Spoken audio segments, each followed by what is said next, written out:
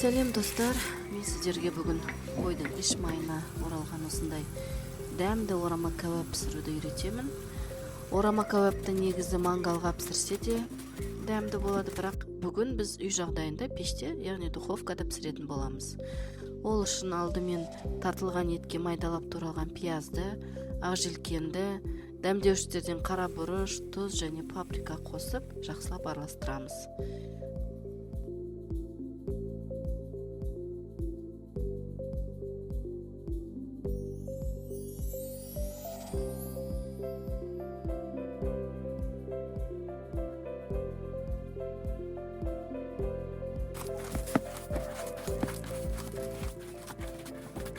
Содан соң қойдың іш майына салмамызды салып, тығыздап жақсылап ораймыз.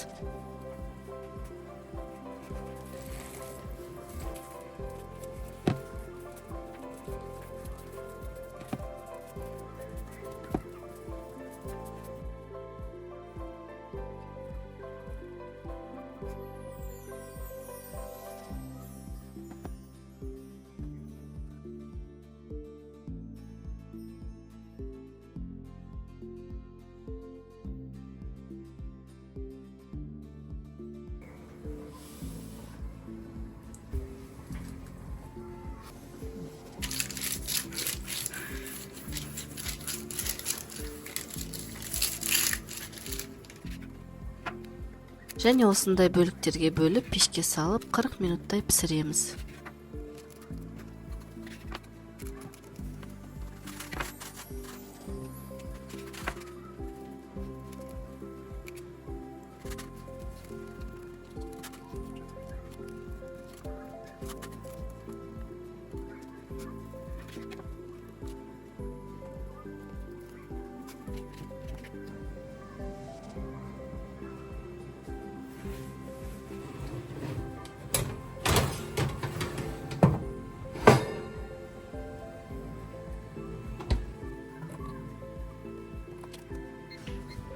Міне қараңыздар, қандай дәмді болып пісті.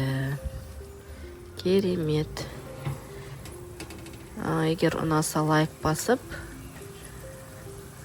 жазыла кетіңіздер парақшама. Келесі видеомызда кездескенше.